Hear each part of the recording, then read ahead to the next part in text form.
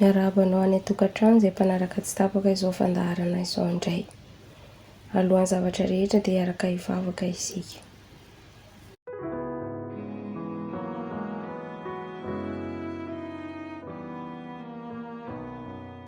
Ry Andriamanitra tompo tsara indrindra izay an-danitra, miantso ny anaranao izay amin'izao maraina izao. Midera sy mankalaza ary manome voninahitra anao satria mendrika ho anao izany. Mankasitraka noho ny alehibe ny fitiavanao sy ny fitahianao anay. Mbola nomenao tombonandro ka hatratr'izao fotoana izao. Hianatra ny teninao indray izahay amin'ny alalan'ny mofinaina, mangataka amin'ny fanazavany fananao masina, mba hahafahanay mandray tsara ny tianao ampitaina aminay, ka mba hitondra hery sy haim-panahy vaovao anay ane izany. Tononona ny vavaka ny amin'ny anaran'i Jesosy. Amen. Fembelina maraina antsika androany dia mitondra ny lohateny hoe ilay ankalazain'ny anjely. Mateo 5:20-7 manao hoe: ary ataonao fa tsy mahazo mangataka amin'ny raiko aho, dia aniraka anjely tsombo 12 legiona ho eto amiko izy ankehitriny. Ilay ankalazain'ny anjely. Betsaka tamin'ireo mpihaino an'i Kristy no mponina tany Jerosalema izay nafantatra tsara ny fandrika nataon'ny mpanapaka hamelezana azy no voatariko eo aminy tamin'ny alalan'ny hery tsy hatoaina. Nanindry azy ny fandresen-dahatra fa izy ny zanak'Andriamanitra. Vonona anefa Satana nipy hevitra ny fisalasalana ary nanomana ny lalana ho amin'izany ny hevi-diso nanan'izy ireo momba amin'ny Mesia sy ny fiaviany.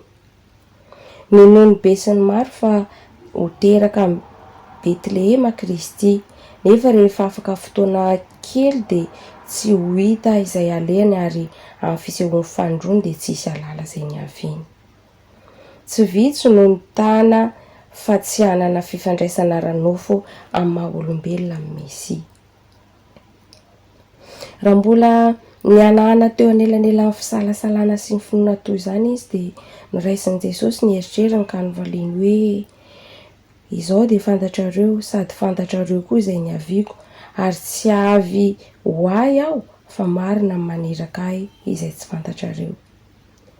Nilaza izy fa manana fahalalana momba ny tokony ho fiainan'i Kristy, nefa tsy nisy na inona fantany amin'izany.